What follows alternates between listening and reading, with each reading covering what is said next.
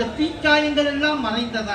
அப்படிப்பட்ட நம்முடைய பாவங்களை எல்லாம் தீர்க்கக்கூடிய ஒரு திருநாளாக இந்த திருநாள் இருக்கின்றது என்பதை மெய் அன்பர்கள் உணர்ந்து கொள்ளணும்.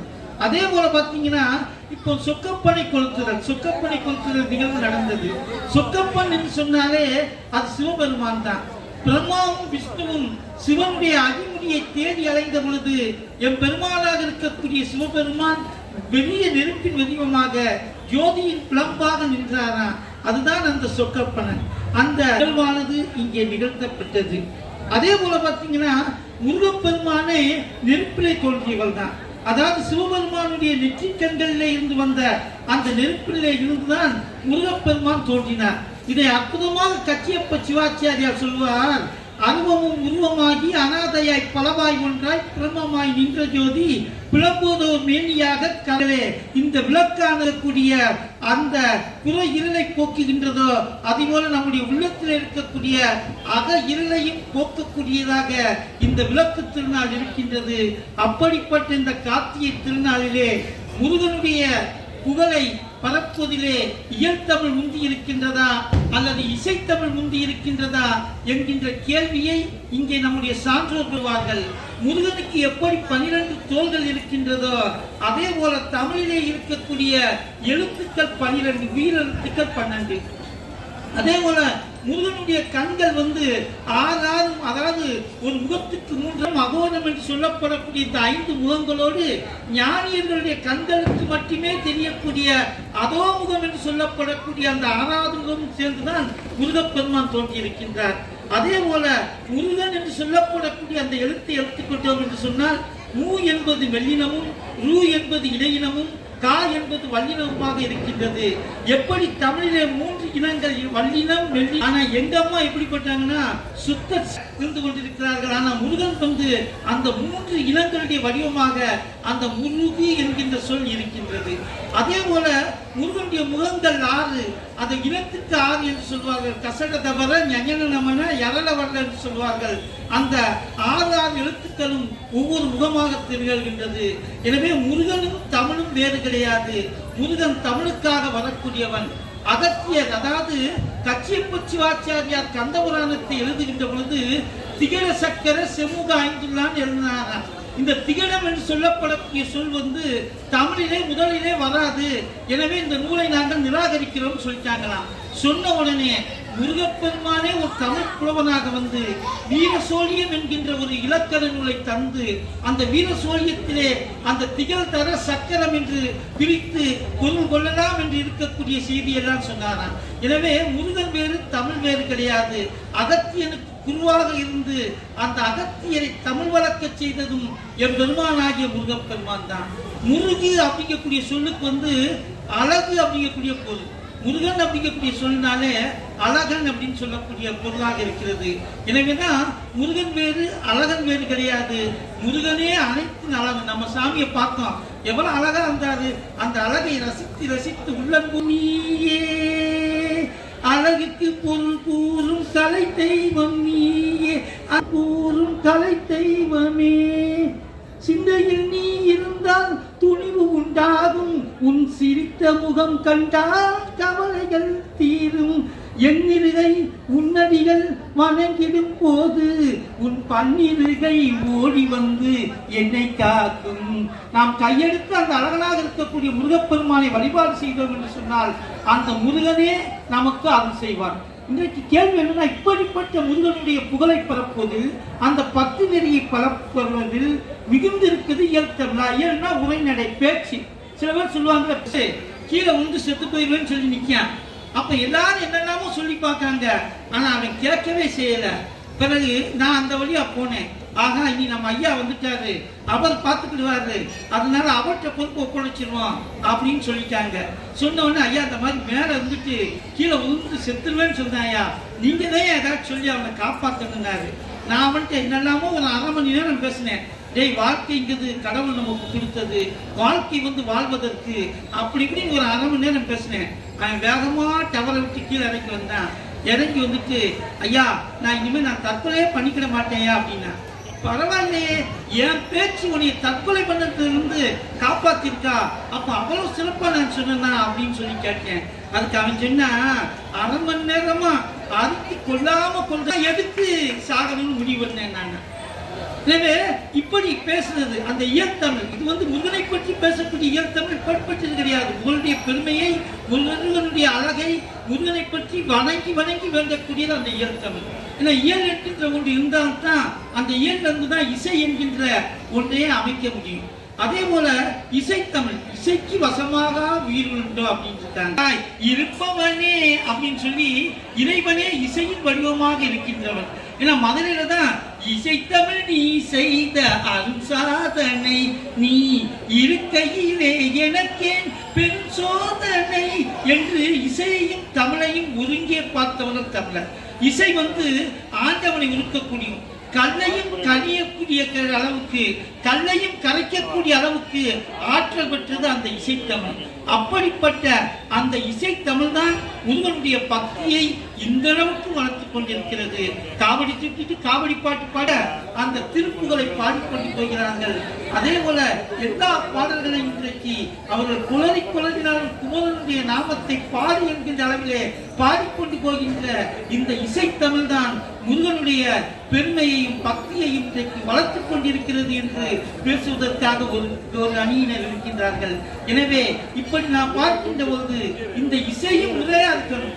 அன்னைக்கு ஒருத்தர் என்ன செஞ்சாருன்னா, மேடையில ஒரு பாடல் பாடிட்டே இருந்தாரு. பாடிட்டு இருந்தோடனே முன்னால இருக்க ஒருத்தர் சொன்னாரு, ஒன்ஸ் மோர் அப்படின்னாரு. ஒன்ஸ் மோர் சொன்ன உடனே ஆகா இன்னொரு தடவை பாட சொல்றாரு அப்படின்னு சொல்லிட்டு இவர் மீண்டும் ஒரு முறை என்ன செஞ்சாருன்னா அந்த பாடலை பாடினாரு.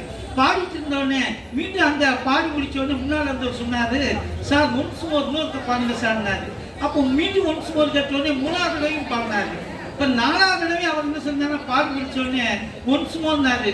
இங்க வாயா, எனக்கு வேற வேலை வெட்டியே கிடையாதா, இந்த ஒரு வாட்டி தான் பாடணும் இருக்கா, 8வது தடவையா ஒன்ஸ் மோர் கேட்ப, ஒரு தடவை ரசிச்சு கேட்டு, 2வது தடவை கேட்ட, 3வது தடவை கேட்ட, இப்ப 4வது தடவை ஒன்ஸ் மோர் கேட்கையா அப்படின்னு சொல்லி அந்த பாடகர் சொன்னாரா. அதுக்கு அந்த ஆள் சொன்னாரா, இல்லையா ஏதாச்சும் ஒரு தடவையான நல்லா ஒழுங்கா பாடுதியான்னு பார்க்கறதுக்காகத்தான் ஒன்ஸ் மோர் கேட்டேன் இருக்கின்றது. அவனுடைய 2 தாள்கள் இருக்கின்றது, அதே போல 18 கண்கள் இருக்கின்றது. முருகப்பெருமானை கார்த்திகை பெண்கள் வளர்த்தார்கள். அந்த கார்த்திகை பெண்கள் கார்த்திகை நட்சத்திரமுக்கு உடைய பக்தியை வளர்ப்பதிலே விஞ்சி நிற்பது இயற்தமிழே என்று பேசுவதற்காக அன்பு சகோதரி மிகச்சிறந்த பேச்சாளர் மிகப்பெரிய ஆன்மீக கருத்துக்களை அறிமுகப்படுத்துவதிலே மிகுந்த இசையை வைக்க வேண்டும் என்பதற்காக வேண்டி நல்லதொரு இசையோடு ஆசிரியை சிவசக்தி அவர்கள் வருகை தந்திருக்கிறார்கள். அவர்களையும் உங்கள் அனைவர் சார்பாகவும் வருக வருக என்று வரவேற்கின்றேன். அதே போல இயற்தமிழே என்று பேசுவதற்காக நல்லதொரு தமிழை நாளும் மாணவ செல்வங்களுக்கு கற்றுக் கொடுத்துக் கொண்டிருக்கக்கூடிய நம்முடைய மதிப்புமிகு ஆசிரியை பெருந்தகை, தமிழாசிரியர் பெருந்தகை திருமதி இந்திரா தேவி அவர்கள் வருகை தந்திருக்கிறார்கள். அவர்களையும் வருக வருக என்று உங்கள் அனைவர் சார்பாக வரவேற்கின்றேன். அதே போல இந்த பகுதியில் இசைத்தமிழே என்று பேசுவதற்காக முருகப்பெருமானுடைய அம்சமாகவே, முருகப்பெருமானுடைய இச்சா சக்தியின் அம்சமாகவே இங்கே வள்ளியம்மை வந்திருக்கிறார்கள். முருகப்பெருமானுக்கு 2 சக்திகள், கிரியாசக்தி, இச்சாசக்தி. கிரியாசக்தி தேவலோக வாழ்க்கையிலே இருக்கக்கூடிய அந்த இன்பங்களை எல்லாம் தரக்கூடியவர், அதான் தெய்வ யானை. அதே போல இச்சாசக்தி என்று சொன்னாலே அது வள்ளியம்மை, பூலோகத்திலே பிறந்து வளர்ந்தவள். எனவே அப்படிப்பட்ட அந்த செவ்வாய் முதல்வராக இருக்கிறார்கள். அவர்களும் இசைத்தமிழே என்று வருகை தந்திருக்கிறார்கள். மெய்யன்பர்கள் அனைவரும் இந்த அற்புதமான நிகழ்வினை இருந்து ரசித்து கேட்டு எங்களை வாழ்த்த வேண்டும். எல்லாம் வல்ல முருகப்பெருமான் திருவருள் உங்கள் அனைவருக்கும் கிடைக்க வேண்டும் என்று கேட்டுக்கொண்டு மீண்டும் ஒரு முறை இந்த நல்லதொரு வாய்ப்பினை எங்களுக்கு நல்கிய இந்த மாநகரத்தினுடைய மதிப்புமிகு மேயர் அவர்களுக்கும், மதிப்புமிகு ஆணையர் அவர்களுக்கும், இந்த திருக்கோவிலுடைய மேலாளர் திருவாளர் குமரேசன் ஐயா அவர்களுக்கும், மீண்டும் இந்த ஆன்மீக அன்பர்களுக்கும் நன்றியினை தெரிவித்து, முருகனுடைய புகழை பரப்புவதிலே விஞ்சி நிற்பது இயற்தமிழே என்று தன்னுடைய வாதத்தை இங்கே வைப்பதற்காக திரு சுகுமாரி அவர்களை உங்கள் பலத்த கரகோஷங்களுடன் வரவேற்கின்றேன். வாங்கம்மா. இப்போதும் வேதம் நான்கு என்று சுகுமாரி அம்மா அவர்கள் பேச வருகிறார்கள். வாருங்கள், உங்கள் வாதத்தை வையுங்கள். உருவாய், அருவாய், உளதாய், இலதாய் மறுவாய் மலராய் மணியாய் ஒளியாய் கருவாய் உயிராய் கதியாய் விதியாய் குருவாய் வருவாய் அருள்வாய் குகனே முருகா சரணம். இந்த அருமையான திருக்கார்த்திகை தீப திருநாள் அன்று ஒரு அருமையான தலைப்பில் இங்கே பட்டிமன்றம் பேச எங்களுக்கு வாய்ப்பளித்த இந்த கோயில் நிர்வாகத்தினர் அனைவருக்கும் என்னுடைய முதற்கண் வணக்கத்தை தெரிவித்துக் கொள்கிறேன். இன்று எங்களுக்கு இந்த பட்டிமன்றத்தில் நடுவராக விட்டிருக்கும் எங்களது ஐயா பாலமுருகன் ஐயா அவர்களுக்கும் என் அணியை சேர்ந்தவர்களுக்கும் எதிரணியை சேர்ந்தவர்களுக்கும் என்னுடைய பணிவான வணக்கத்தை தெரிவித்துக் கொண்டு இங்கு வந்திருக்கும் திரளான மக்கள் அனைவருக்கும் என்னுடைய பணிவான வணக்கத்தை தெரிவித்துக் கொண்டு என்னுடைய உரையை மேற்கொள்கிறேன். ஐயா சொல்லுங்கம்மா. இன்றைய பட்டிமன்ற தலைப்பு என்னன்னு பாத்தீங்கன்னா, முருகன் பக்தியை வளர்ப்பதில் முந்தி நிற்பது இயல் தமிழா இசை தமிழா? முன்னால நிக்கிறது. ஆமா, எது முன்னாடி நிக்குது அப்படின்னு. இப்போ நான் முருகனுக்கு இது சொல்றேன், நீங்க அரோகரா சொல்லுங்க எல்லாரும். சரி.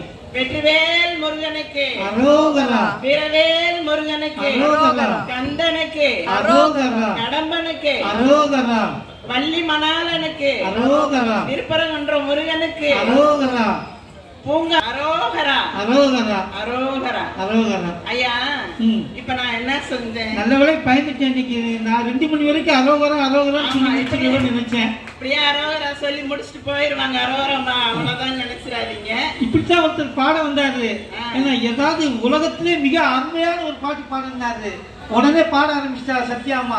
1000 நிலவேவா, 999 நிலவேவா, 998 நிலவேவா. அருமை அருமை. இது அருமையான ட்ரிக்கா இருக்கு. ஆனாலும் நம்ம முருகனோட அருளை பெறுவதற்கு இது ஒரு அருமையான வழி. என்ன அப்படின்னு பாத்தீங்கன்னா, அரோகரா அப்படிங்கிறது தான். அரோகரா அப்படின்னாலே ஒரு எளிமையான சின்ன ஒரு மந்திரம் தான், தேவையில்லை. அரோகரான்னு சொன்னாலே போதும், ஒரே வார்த்தை. ஆமா, இதுலயே உங்களுக்கு ஈஸியா நீங்க தீர்ப்பு சொல்லிட்டு கூட போயிடலாம். இவ்வளவு பேர் இவங்க வந்து பேசணும் கூட இல்ல. முருகனுக்கு வந்து அந்த அரோகரா சொன்னாலே நமக்கு எல்லா விதமான அருளையும் தருவார். எல்லாமே கிடைச்சிருது. ஆமா, அவர் மகிழ்வைக்கக்கூடிய அருமையான மந்திரம். அதனாலதான் எங்க போனாலும் என்ன செய்யறோம், நம்ம அரோகரா சொல்லிதான் முருகனை வணங்குறோம். அரோகரா என்பவருக்கு எந்த பிணியும் இருக்காது, எந்த துன்பமும் இருக்காது. அவர்கள் வாழ்வில் சிறப்பாக வாழ்வார்கள். அதுதான் எடுத்த ஒண்ணு. அடுத்து பாத்தீங்கன்னா, நம்ம இயல் தமிழ் அப்படின்னா என்ன அப்படின்னு பாத்தீங்கன்னா, இயல் தமிழ்னாலே என்ன? இயல்னாலே இயல்பு, இயல்பா இருக்கிறது. நம்ம பேசுறது, நம்ம மந்திரம் சொல்றது, எழுதுறது, செய்யுள் வாசிக்கிறது, இந்த மாதிரி இருக்கிறது எல்லாமே இயல் தமிழ். ஆமா, நீங்க கருவிகள் துணையோட பாடக்கூடியதுதான் இசைத்தமிழ். அப்ப நீங்க இப்ப வீட்டுல சாமி கும்பிடுறீங்கன்னு வச்சுக்கோங்க, வீட்டுல ஒரு மியூசிக் ட்ரூப் கூட வச்சுக்கிட்டே சாமி கும்பிடுறீங்க. ஆமா, மியூசிக் ட்ரூப் வச்சுக்கிட்டாமா சாமி கும்பிடுறீங்க. நீங்க வீட்டுல ஒரு கந்த சஷ்டி சொல்றீங்க, இல்ல கந்த குரு கவசம் சொல்றீங்க, இல்ல வேல்மாறல் சொல்றீங்க. இந்த மாதிரி சொல்லும் போது ஏதாவது நீங்க பக்கவாக்கியம் ஏதாவது வச்சுக்கிருக்கீங்களா? சொல்லுங்க. ஒண்ணுமே கிடையாது. ஒண்ணுமே கிடையாது. நீங்க எல்லாம் வாயில சொல்லி மனதார முருகனை நினைத்து பாடினாலே, அதாவது வாயார சொன்னாலே போதும், சொன்னாலே முருகன் வந்து நமக்கு அருள் புரிந்துருவார். அப்படி இருக்கும்போது இசைத்தமிழ் தான் முருகனோட பக்தியை வளர்க்கும் அப்படின்னு இவங்க எப்படி சொல்ல வந்திருக்காங்கன்னு தெரியல. எனக்கே தெரியல. நானும் அந்த நேரம் அந்த பாவனி போயிருப்பேன். ஆமா, நிறைய வாசல் இருக்குங்க. இப்ப கோயிலுக்கு போறோன்னே வச்சுக்கோங்களேன். கோயிலுக்கு எனக்கு வந்து ரொம்ப மனசு கஷ்டமா இருக்கு, நான் கோயிலுக்கு போய் முருகனை வணங்கிட்டு வரலான்னு நினைக்கிறேன். அப்படி நினைச்சா என்ன பண்ணுவோம்? முருகனுக்கு ஒரு சூடாம்பத்தி பழம் ஏதோ நம்ம வாங்கிட்டு வருவோம். அதை விட்டுட்டு ஒரு போன் பண்ணி மியூசிக் குரூப் இருக்கீங்களா? ஆமா, கீபோர்டு தபேலா நாதஸ்வரம் எல்லாரும் வாங்கப்பா, நான் போய் முருகனை கும்பிட போறேன், எல்லாரும் வந்து வாசிங்க அப்படின்னு சொல்லி எல்லாரையும் கூட்டிட்டா நம்ம வர சொல்லுங்க? இல்ல, வர்றோம், வந்து கும்பிடுறோம், கும்பிட்டு நம்ம என்ன வேண்டுதல் வைக்கிறோமோ முருகன்ட்ட நம்ம வாட்டுக்கு வேண்டிட்டு போறோம். முருகன் நமக்கு தேவையானதெல்லாம் செஞ்சிருவாங்க. அதே மாதிரி பாத்தீங்கன்னா, இப்ப இந்த கார்த்திகை பிறந்தாச்சு, எல்லாம் மாலை போடுறோம். மாலை போட்டு எங்க போறோம்? ஐயப்பன் கோயிலுக்கு, ஐயப்பன் பழனி பாத யாத்திரை, பழனி பாத யாத்திரை எல்லாம் ஆரம்பிச்சிருவாங்க. ஆமா. அப்ப இதெல்லாம் என்ன செய்யறதுக்காக வேண்டி நம்ம இயல்பாக நம்ம செய்யக்கூடியதுதான். இது முருகனுக்குரிய விரதம் வந்து என்னென்ன விரதம் இருக்கும்? சோமவார விரதம் இருக்கும், செவ்வாய்க்கிழமை விரதம் இருக்கும், கார்த்திகை விரதம் இருக்கும், விசாகத்தன்னைக்கு விரதம் இருக்கும், சஷ்டி அன்னைக்கு விரதம் இருக்கும். இவ்வளவு விரதம் இருக்கும்போது நம்ம எல்லா நாளும் விரதம் இருந்து எங்களை பட்னியா போட்டுருதியா? நாங்க தாங்க இருக்கோம். நீங்க உங்களுக்கு நீங்க சமைச்சா தானே நாங்க சாப்பிட முடியும். அப்படி விரதம் இருக்கும்போது சொல்லுங்கம்மா. எப்ப பார்த்தாலும் பாட்டு பாடிக்கிட்டேவா இருக்கும். ஆமா. இவ்வளவு விரதத்துல குளறி குளறியாவது குமரன் நாமத்தை பாடுன்னு சொல்லியிருக்காங்க. பாடல, நம்ம வந்து மந்திரம் தான் சொல்லிட்டு சொல்லணும். முருகன் மனசுல நினைச்சிட்டு தான் இருப்போம். இவ்வளவு விரதத்துல இன்னொரு விரதம், சிறந்த விரதம் இருக்கு. என்ன விரதமா? மௌன விரதம் இருக்கும். ஆமா, மௌன விரதம் இருக்கிறதெல்லாம் விரதத்திலேயே சிறந்த விரதம் அப்படின்றாங்க. ஆனா மௌன விரதம் இருக்கிறதா என்னென்ன வேணும்னு எழுதி காமிச்சிட்டே இருக்கும். அப்படியெல்லாம் நீங்க சொல்லக்கூடாது. மௌன விரதம் இருக்கும்போது நாம் முழுசா இறைவனை நினைத்து கொண்டே இருக்க வேண்டும். மௌன விரதம் யாருமா இருக்க சொன்னா? யாரு இருக்க சொன்னா? நம்ம தான் இருக்கோம். முருகனை வந்து நான் மறக்காமல் இருக்க வேண்டும். இல்ல, வீட்டுக்காரர் இன்னைக்கு ஒரு நாள் சொல்ல ஒளிஞ்சிடாங்கிறதுக்காக வேண்டி இருக்கோம். நீங்க அப்படி நினைச்சா என்ன செய்யறது? ஆனா அருணகிரிநாதர் தான் முருகப்பெருமான் தான் சொன்னாரு, அருணகிரிநாதனே அப்படின்னா அந்த சும்மா இருத்தல் அப்படிங்கிறது வந்து மிகவும் சிறந்தது. நான் வந்து ஒரு பையன் என்கிட்ட படிச்ச பையன் வந்த உடனே அவன் என்ன சொன்னான்னா, என்னப்பா வேலை பார்க்கன்னு சொல்லி கேட்டேன். நான் எங்க அப்பாவுக்கு உந்துணையா இருக்கேன் சார் அப்படின்னா. பரவாயில்லையே, உங்க அப்பாவுக்கு உந்துணையா இருக்கியா? ரொம்ப சந்தோஷம். உங்க அப்பா என்னப்பா வேலை பார்க்கான்னு சொல்லி கேட்டேன். அதுக்கு அவன் சொன்னா, எங்க அப்பா சும்மா இருக்கா சார்னா. அப்பாவும் சும்மா இருக்கானா, இவனும் சும்மா இருக்கானா? எவ்வளவு சூப்பர் வார்த்தையில. ரொம்ப கஷ்டமா ஒரு நாள் இருக்க முடியுமா? சொல்லி நீங்க இருந்து பாருங்க, தெரியும் சும்மா இருக்கிறதோட அருமை. அதே மாதிரிதான் மௌன விரதம் இருக்கிறது எவ்வளவு கஷ்டம்ன்றது. அது இப்ப செல்போன் இருக்கிற காலகட்டத்துல மௌன விரதம் இருக்கிறது சாத்தியமா சொல்லுங்க? அந்த மாதிரி சுவாமிகள் 12 ஆண்டுகள் அப்படி பேசாத மௌன விரதம் இருந்தார். அதுக்கு பிறகுதான் அந்த முத்தை தெரிஞ்ச பாட்டியே பாடி இருக்கார். அப்ப அவ்வளவு சக்தி வாய்ந்த விரதங்கள்லாம் அவங்களுக்கு பக்தி, அவங்களுக்கு அருள் கிடைக்குமா? நீங்களே சொல்லுங்க. எவ்வளவு கஷ்டப்பட்டு விரதம் இருக்க. நீங்க 4 பாட்டு பாடினா போல பக்தி வந்துருமாமா? அப்படி பார்த்தா இசையினாலதான், இசை இருக்கிறவங்களுக்கு தான் பக்தி கிடைக்கும், அருள் கிடைக்கும் அப்படின்னு பாத்தீங்கன்னா டி.எம். சவுந்தரராஜனுக்கும், பி. சுசிலா அம்மாக்கு, ஜானகி அம்மாக்கு, இவங்களுக்கு தான் கிடைச்சிருக்கணும் முருகனோட அருள். நம்மளாம் பாடினோம்னா எல்லாம் எந்திரிச்சு ஓடிடுவாங்க. அப்ப எல்லாருக்குமே அந்த மாதிரி வாய்ஸ் கிடைக்குமான்றது நம்ம சொல்ல முடியாது. ஒரு மேடையில சொன்னேன், நான் நல்லா பாடுவேன்.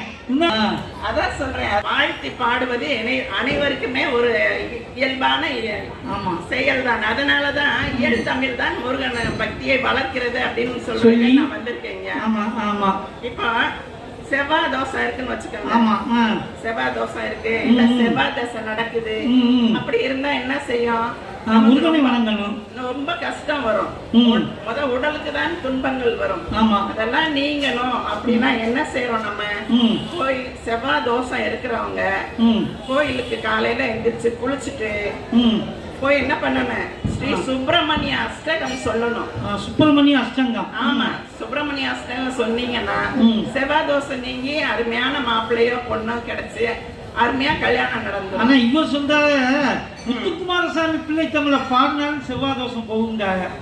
சரி, அது முத்துக்குமாரசாமி பிள்ளை தமிழ் எழுதாம உங்களுக்கு எப்படி பாடுறது? எழுதாம எப்படி வந்திருக்கோம்? நாங்க எழுதுனதுனாலதானே உங்களுக்கு பாடுறது கிடைக்குது, கிடைச்சிருக்கா? நாங்க எழுதுனது தானே முக்கியம். சொல்லுங்க. அப்ப செவ்வாய் தோசை நீங்கனாலும் சரி, சனி உங்களுக்கு கொஞ்சம் கஷ்டத்தை கொடுக்கறாரு, சனி கிரகத்தினால நீங்க கஷ்டப்படுறீங்க அப்படின்னாலும் சரி, என்ன செய்யணும்? முருகனை போய் வணங்குங்க. முருகனுக்கு ஒரு மந்திரம், அவரோட மூல மந்திரம் இருக்கு இல்லையா? ஆமா, சதாச்சார மந்திரம். ஓம் சரவண பவாய நம. ஓம் சரவண பவாய நம சொன்னாலே போதும், எல்லா துன்பமும் நீங்கிவிடும். நம்ம கந்த குரு கவசத்தை கூட சொல்லுவாங்க. முருகனுடைய மூல மந்திரம் அதை ஏற்றி பயம் கிடையாது.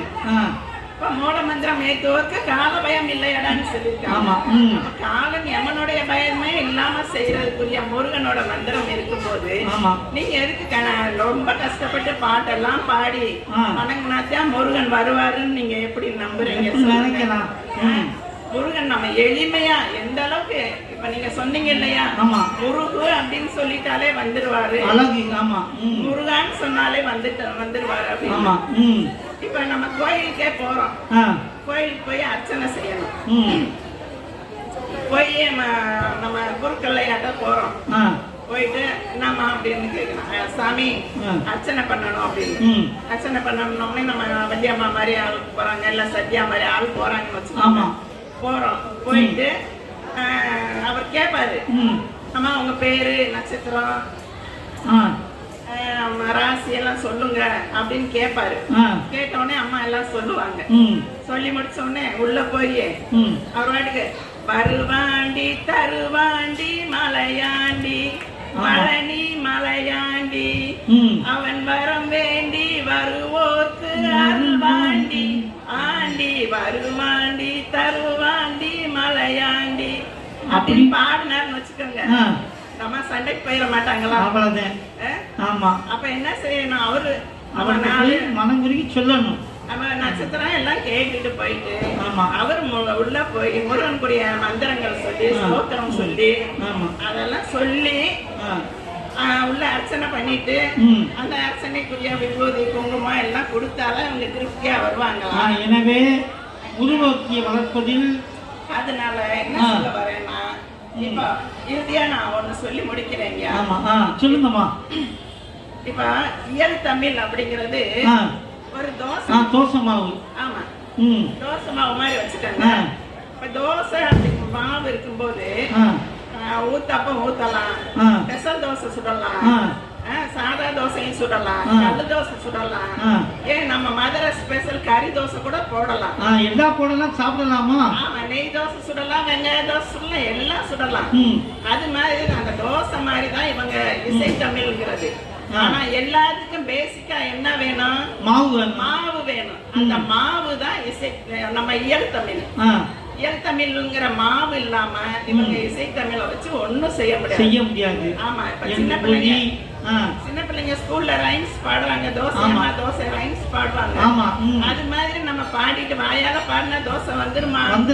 வராது. மாவு இருந்து ஊத்துனாதான் தோசை வரும். அதனால இசை தமிழ்ங்கிறது அலங்காரமா இருக்கும், மற்ற துணை கருவிகள் இல்லாம அதனால ஒண்ணும் செய்ய முடியாது. ஆனா இயல் தமிழ் என்றைக்கு முந்தி இருக்கும். வளர்ப்பதில் முத்தாய்ப்பாக முந்தி இருப்பது முத்தமிழ்ல இயல் இசை நாடகம் அப்படின்னு அதுல கூட முதல்ல சொல்றது இயல்ல தான் சொல்றோம், அதுக்கப்புறம் தான் இசை. அதனால என்றும் எதிலும் முந்தி நிற்பது இயல் தமிழ் தான். முருகனுடைய பக்தியை வளர்ப்பதில் இயல் தமிழ் தான் முந்தி நிற்கிறது என்று தீர்ப்பளிக்குமாறு உங்களை அன்போடு கேட்டுக்கொண்டு விடைபெறுகிறேன். நன்றி, வணக்கம். நன்றி. ரொம்ப அற்புதமான ஒரு அந்த கடவுளை போயிட்டு வாங்க, தோசையை சுற்றி வைங்கன்ட்டு போயிட்டாங்க. நான் தோசையெல்லாம் சுற்றி வச்சேன். பார்த்தோன்னே என்ன தோசை உங்க மூஞ்சி போல இருக்கு, கண்டங்கரேன்னு இருக்கேன் அப்படின்னு நான் போனேன். எங்க வீட்டுக்காரம்மா, இல்லையே நான் தோசைக்கல்லை வச்சுட்டான்னு சுட்டேன், எங்க இருக்க நீங்க வச்ச லட்சணத்தை பார்ப்போன்னு போனாங்க. அடுப்பங்கல்ல பார்த்தா எனக்கு தோசைக்கல்ல இப்படி வச்சு செய்யணும்னு தெரியாது, அதனால் கொப்பரை கவுத்தி கொட்டி செஞ்சிருக்கேன், தோசையை சுட்டேன். அதனால தோசை கருப்பு கருப்பாக வந்தது.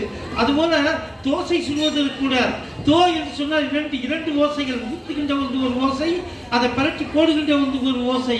அந்த தோசை சுடுவதிலே கூட ஓசை இருக்கின்றது. அந்த ஓசை தான் எங்கள் இசை என்று இங்கே பேசுவதற்காக சிவசக்தியா அவர்களை அன்போடு அழைக்கின்றேன்.